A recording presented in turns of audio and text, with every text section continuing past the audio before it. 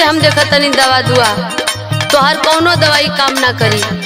अरे काहे भौजी, बहुत लोगन को हम करिया ठीक कैले बनी अपना दुआ दवा से।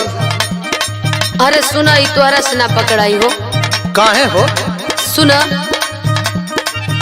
रोग